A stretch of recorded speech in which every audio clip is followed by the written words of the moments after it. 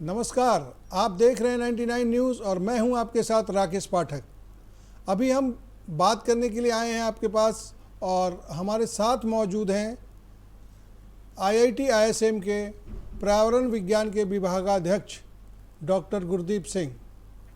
चूँकि अभी तूफ़ान, कोरोना के बाद तूफ़ान का खतरा हम लोगों पर लगातार मंडरा रहा है, तो इनसे बात करेंगे कि इसका कितना असर होगा, कहाँ कहाँ हम प्रिकॉशन ले सकते हैं। तो गुरदीप जी, आपका 99 न्यूज़ में स्वागत है।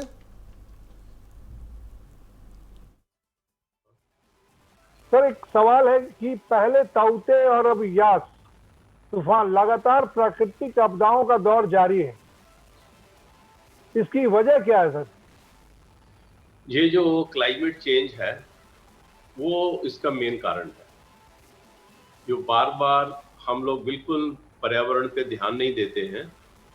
तो जैसे लॉकडाउन हुआ, आप लोगों ने देखा होगा, यहाँ पे ऐसी ऐसी चीजें नेचर की दिखाई दी जो कभी हम सपने में सोच नहीं सकते थे। हमारे आईआईटी आईएसएम कैंपस में भी हर एक तरह के पक्षी आ गए। अभी हमें यहाँ पे पिकॉक भी स्पॉट हुआ और ऐसे ऐसे रेयर वर्ड्स आ रहे हैं। और यहाँ से हमें पारसनाथ की हिल्स दिखाई दे रही थी। और अभी आपने देखा होगा सहारनपुर से, दूसरी जगह से हिमालयन रेंज जितनी क्लियर दिखाई दे रही है। और पंजाब में बैठे हुए लोग वहाँ से हिमाचल का ऊपर से हिमालय रेंज को देख रहे हैं। तो ये एक बता रहा है कि प्रकृति हमारी कैसे थी और हमने उसे क्या हाल कर दिया। और अभी आपने देखा होगा हमने क्या ये सारे हमारे खिलवाड़ का ही नतीजा है जी। सर, ये जो कल जो तूफान आने की बात हो रही है यास को लेकर, इसका धनबाद समेत पूरे झारखंड में कितना असर होगा सर? पर्टिकुलरली जो साउथ छोटा नागपुर का जो है, इस पे तो असर होगा ही, तो उसके आसपास में भी हो सकता है। तो ये बंगाल और उड़ीसा दो जगह तो टकराएगा ही। तो इसका करते करते धनबाद पे, क्योंकि उसी जोन में आ जाता है ये, तो धनबाद में भी इसका इम्पैक्ट आता है। तो धनबाद में भी तेज हवा चलेगी, बारिश भी होगी। तो जो असर वहां पे बंगाल उड़ीसा में होगा उतना असर इधर नहीं होगा, पर इधर भी असर सिग्निफिकेंट होगा जो हम मेजर कर सकते हैं, जो हमें सीधा सीधा दिखाई देगा। जैसे ये तूफान का केंद्र कहाँ पे होगा सर? केंद्र अभी बताया था, तो मेरे को अभी ध्यान नहीं आ रहा, मैं पढ़ा था पूरा।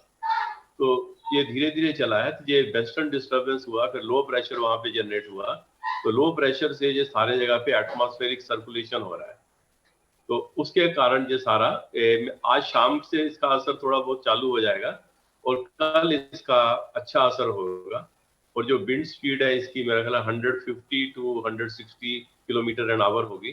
तो जब ये समुद्री तट पे टकराएगा, ये दीघा के आसपास टकराएगा जी, तो उधर जब टकराएगा तो वहां पे 200 से ऊपर किलोमीटर पर आवर स्पीड चलेगी, विंड की जो स्पीड है। सर, और धनबाद में सर क्या हवा की स्पीड रहेगी सर?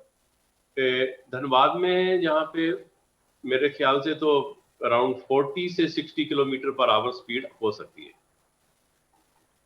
जी। और झारखंड चूंकि यहीं से इधर से होता हुआ सर, उसका रास्ता क्या होगा? जब बंगाल से इधर आएगा तो झारखंड टच करेगा, उसको बिहार की तरफ जाएगा जी। तो हमारे झारखंड में सबसे ज्यादा प्रभावित कौन सा जिला होगा सर? हम ही लोग होंगे, धनबाद ही होगा सबसे ज्यादा।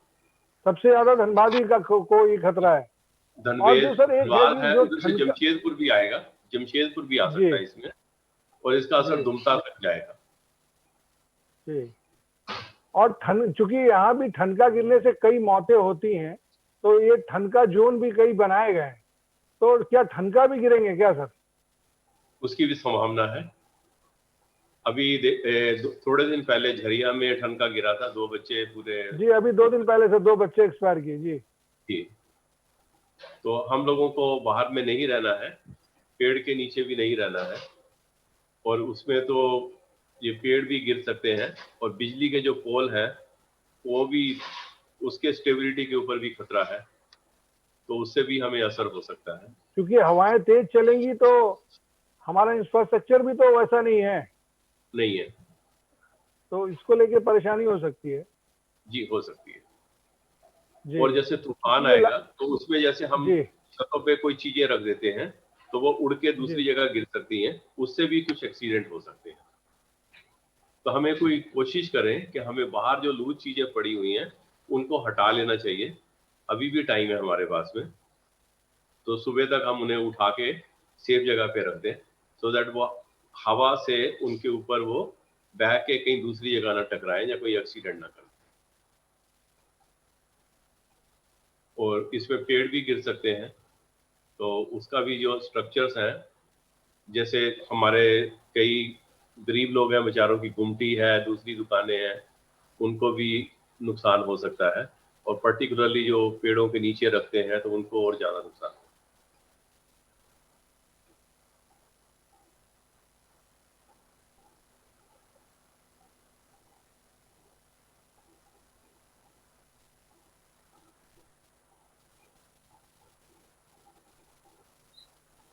क्या हो गया सर?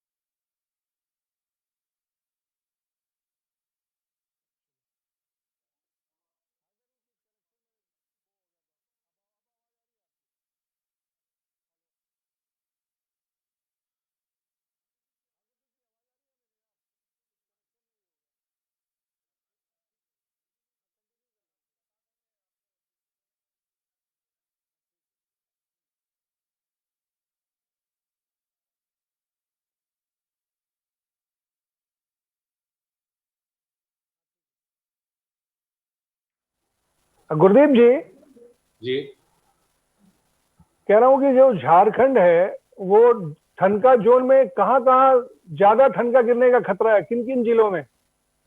जैसे हजारीबाग में बहुत ज्यादा रहता है, पलामू में रहता है, दुमका में रहता जी। है, धनबाद में भी रहता है, पर धनबाद में उतना नहीं रहता जितना हजारीबाग टाइप या चतरा या दूसरे डिस्ट्रिक्ट में रहता है। जामताड़ा वाले इलाके में भी तो ठनके के बहुत से केसेस आते रहते हैं। दुमका जामताड़ा ले लिया, दुमका के साथ कर दिया उसे। हाँ, चूंकि वही रास्ता है तो वहां पे ज्यादा ये ही वही रास्ता है। ठनका के केस आते रहते हैं। जी सर, एक तो अब ये तूफान की बात हो गई, अब ये जो एक महामारी जो हम लोग ऑलरेडी झेल रहे हैं, पूरी दुनिया झेल रही है, कोरोना। जी तो कोरोना को लेकर आपके कैंपस में क्या क्या नए तरीके इजाद किए जा रहे हैं, चाहे कैसे उसको आप लोग प्रिवेंट कर रहे हैं सर? हमारे यहाँ पे क्या है, सबसे ज्यादा है कि हम जो बेसिक WHO के प्रेस्क्राइब्ड प्रोटोकॉल्स हैं उसको हम फॉलो कर रहे हैं। सबसे ज्यादा क्या है कि अभी हमारा कैंपस है तो स्टूडेंट्स को उनके रेस्पेक्टेड प्लेसेस पे भेज दिया गया है। क्लोज कैंपस है हमारा। क्लोज कैंपस में जो बेसिक अमेनिटीज हैं वो हमारी एडमिनिस्ट्रेशन, जो डायरेक्टर साहब हैं, उन लोगों ने मिलके बहुत अच्छे से अरेंज कर रखी है। दूसरा है हमारा अपना हेल्थ सेंटर है जिसे हॉस्पिटल कहते हैं, और उसके अलावा हमने कोविड सेंटर एक अलग से बनाया हुआ है। तो कोविड सेंटर में बहुत ही अच्छे तरीके से डेडिकेटेड डॉक्टर्स हैं और प्रॉपर गाइडेंस है, तो immediately people are being taken care of. फिर उसके ओवर एंड अबव दैट ये सारी प्रिकॉशन लेने के बाद ऑक्सीजन की बीच में जरूरत पड़ी, तो हमने with in the IIT ISM जो हमारी लैब्स यूज करती हैं हमारे डिपार्टमेंट में भी, इमीडिएटली हमने ऑक्सीजन को प्रोवाइड कर दिया और जो लोग अफेक्टेड थे उनको ऑक्सीजन दी गई एंड वो नॉर्मल हो गए। तो ये तो बेसिक चीजें हैं, प्लस लोगों को हम लोग बराबर रेगुलर बेसिस पे उनको अवेयर करते हैं, उनको अपडेट करते हैं कि कोरोना के लिए उनको क्या करना है। अब जैसे हमारे यहाँ पे ऑफिस सारे बंद हैं, तो 50% एम्प्लॉई एडमिन ब्लॉक में काम कर रहे हैं और ज्यादा काम हमारा ऑनलाइन हो रहा है, पेपरलेस हो रहा है। मोर देन 99% काम हम पेपरलेस कर रहे हैं और ऑनलाइन ही सारा हो रहा है। जैसे एग्जामिनेशन भी हमने कंडक्ट किए, क्लासेस भी की, तो सब ऑनलाइन किए और अभी हम लोगों ने रिजल्ट भी बच्चों को दे दिए, तो वो कॉन्टैक्टलेस हुआ। तो जैसे हम लोग भी मिलते हैं आपस में, तो हम लोग डिस्टेंस को, मास्क का पूरा ध्यान रखते हैं और हमारे पास सैनिटाइजेशन की फैसिलिटी है, तो सैनिटाइजर अप्लाई करके हम लोग करते हैं। तो वी कॉन्टैक्टलेस जितना हो सकता है उतना हम है। और बाहर से लोगों के लिए सबसे बड़ी समस्या बाहर से यही हो रही है ना, जो धनबाद में भी जो इतने केसेस आ रहे हैं, चाहे अभी हालांकि आज का जो आंकड़ा था मैंने कल का, अभी वाला तो शाम में आएगा, तो वो बहुत सुखद लग रहा है कि 300 से ज्यादा लोग डिस्चार्ज हुए हैं और मात्र 93 लोग ही संक्रमित हुए हैं। लेकिन यहाँ पे एक समस्या जो कॉमन देखने को मिलती है कि वो बाजारों में काफी भीड़ हो जा रही है सुबह। ऐसे लोगों से आप क्या अपील करना चाहेंगे? मैं उन सबसे यही हाथ जोड़ के अपील करना चाहता हूं कि अगर हम हैं तो जहान है। तो हम अगर हम सोचते हैं कि हमने एक आदमी को किया, ये पूरी चेन है, तो पूरी चेन को हम कितने लोगों तक पहुंच जाते हैं, तो हमें जिसके साथ होता है वही भुगत रहा है। और जिस इसका रियलाइजेशन सब लोगों को करना चाहिए। तो हमको इसके जो बेसिक प्रोटोकॉल्स हैं, डबल मास्क लगाएं, अपने की सफाई रखें, जब घर आए तो अपने जो कपड़े हैं या जूते हैं बाहर में रखें, और एली शाम को गुनगुने पानी से या गर्म पानी से नहा जरूर लें और टूथब्रश कर लें। ये बहुत जरूरी है सोने से पहले, जो भी लोग बाहर से आते हैं। तो इसमें अपनी सफाई जो रखनी है वो बहुत ही जरूरी है। अगर गलती से कुछ वायरस हमारे ऊपर आ जाता है, जैसे हमारे एब्जॉर्बर्स हैं, तो कपड़े हैं या दूसरी चीजें हैं, जूते हैं, तो इसको भी हमें रोज साफ करना है। और इसके लिए भी प्रॉपर टाइम हमें देना है कि जैसे हमने बाहर रखना है तो इतना मिनिमम टाइम में रखना है। तो सब लोगों से यही अपील है कि प्लीज आप लोग रियलाइज करिए, हमारे देश में अकेले ही 3 लाख लोग मर चुके हैं, अमेरिका में 5 लाख से ज्यादा लोग मर चुके हैं। आंकड़े बहुत भयावह है जी। तो ये हमें दिखाई नहीं देता लोगों को, अभी भी लोग घूम रहे हैं। तो अभी घूमना नहीं चाहिए उनको, जब तक बहुत इमरजेंसी ना हो तो तब तक बाहर नहीं निकलना। और निकलना भी है तो हमें प्रोटोकॉल को फॉलो करना है।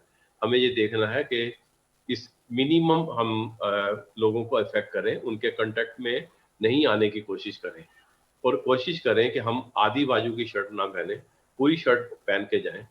तो फिर जितना ढक के रखें, और हमारा जो वॉशिंग है, हैंड वॉश है, जितनी बार करें उतना ही कम है। जितनी बार भी आप किसी चीज को टच करते हैं या एक्सपोजर होता है, तो we need to wash it. क्योंकि मेन तो इसमें जागरूकता लोग समझने को ही तैयार नहीं है। उनको लग रहा है कि इसको वैक्सीनेशन को लेके भी वही हाल है। मैंने आपके चैनल में भी देखा, मैंने आपको भी देखा, और दूसरे भी मीडिया वाले लोग बड़े अच्छा काम कर रहे हैं। वो लोग बहुत अच्छे तरीके से प्रेजेंट कर रहे हैं। वो अपनी तरफ से पूरी कोशिश कर रहे हैं जागरूक करने की, और काफी लोग जागरूक भी हुए, काफी हुए भी हैं। क्योंकि वैक्सीनेशन को लेके सर एक भ्रांतियां फैल गई हैं। ग्रामीण इलाकों में लोग लेना ही नहीं चाह रहे हैं। मैंने दिन भर कैंप लग रहा है, 2-4 लोग आगे ले रहे हैं, जबकि 100 आदमी का ही वहां पे लक्ष्य है। जी, वो जो पंचायत है उनको कोई वीडियो पिक्चर दिखा के, जहाँ आपका जो मटेरियल है मीडिया का, जब वीडियो दिखा के उनको समझाना है, देखो इसके क्या इम्प्लीकेशंस हैं। अगर आप वैक्सीनेशन नहीं लोगे, अब अमेरिका का एग्जांपल उनको दे सकते हैं कि उसके प्रेसिडेंट ने अभी मास्क को ड्रॉप कर दिया। क्यों कर दिया? वो 31 करोड़ लोग हैं, 26 करोड़ को एक टीका लग गया और बच्चों को अभी वो लगाने जा रहे हैं। तो कह रहे हैं कि हमें 100% अचीव करना है कि ये करना है। फिर उनको मेरे ख्याल से हम कोई इंसेंटिव दें कि अगर ये करोगे तो आपको ये मिलेगा। जैसे अमेरिका में भी किया, उन्होंने लॉटो शुरू कर दी, लॉटरी निकाली शुरू कर दी 1 मिलियन की। एक की जगह उन्होंने एक हफ्ते में 10 लॉटरी निकाल दी और उन्होंने और भी इंसेंटिव दिए, क्योंकि वहां लोग हेल्दी हैं तो वो केयर नहीं करते थे। इसी कारण 5 लाख लोग मर गए। तो जो आप लोगों ने इतनी मेहनत कर रखी है, आपने अपने मीडिया में भी काफी जागरूक किया है, तो ऐसी कोई अच्छी फिल्म उनको जाके दिखाई जाए और उनको एक पोस्टर बना के दिया जाए जो सेल्फ एक्सप्लेनेटरी हो, जो सब कुछ कह दें उन्हीं की लैंग्वेज में। तो सबसे है कि जो ग्राम पंचायत है उनको कॉन्फिडेंस में लेके उनके थ्रू हमें ये करना चाहिए। वो जो पब्लिक रिप्रेजेंटेटिव रहते ही हैं तो दे शुड आल्सो हेल्प। जी हाँ, ये बहुत जरूरी है। जागरूकता का लेवल ही कम है यहाँ पे, लेकिन हम लोग अगर जागरूकता को लेकर और काम करने की जरूरत है, क्योंकि जो जी। लोग कम पढ़े लिखे हैं उनको लग रहा है कि ये गलत हो जाएगा। चाहे उनको लोग धर्म से भी जोड़ दे रहे हैं कि वो वैक्सीन में गौ का मांस है, शुअर का मांस नहीं है, नहीं, तो ये वो बहुत गलत प्रचार है। नहीं लेता है। तो ये गलत बहुत ही प्रचार भी गलत। इससे दिक्कत आ रही है। जी, ये कुछ तो एंटी सोशल चूंकि एलिमेंट है। मेरा हमारे चैनल का मकसद ही यही है सर, आप लोगों को लेके साथ में आना, कि आप एक अपील करें, आप बताएं लोगों को क्या जरूरी है क्या जरूरी नहीं है।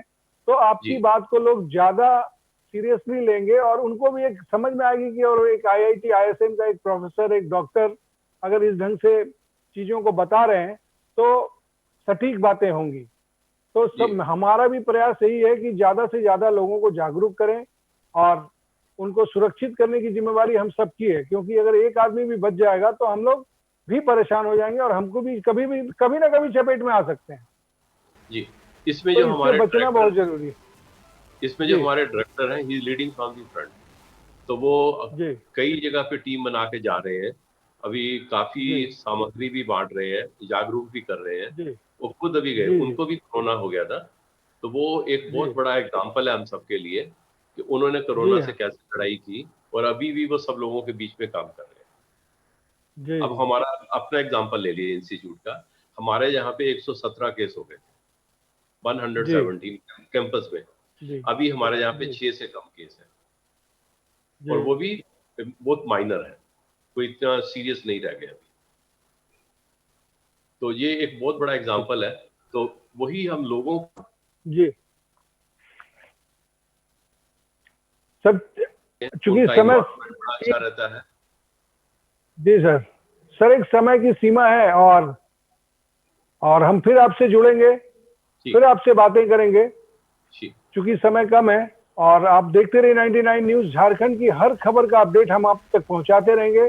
कोरोना से बचना है तो घरों में रहना होगा, क्योंकि प्राकृतिक आपदाओं का दौर जारी है। अभी कल से तूफान का अंदेशा जताया जा रहा है, तो हर हाल में आपको घरों में रहना है और कम से कम बाहर निकलना है। जब अभी जैसा प्रोफेसर गुरदीप सिंह बता रहे थे कि क्या करें, तूफान आए तो क्या करें, कोरोना में क्या करें, तो आज गुरदीप जी ने जो खास जानकारी दी है इस पे अमल करें। और तब तक के लिए हमें दीजिए इजाजत। नमस्कार।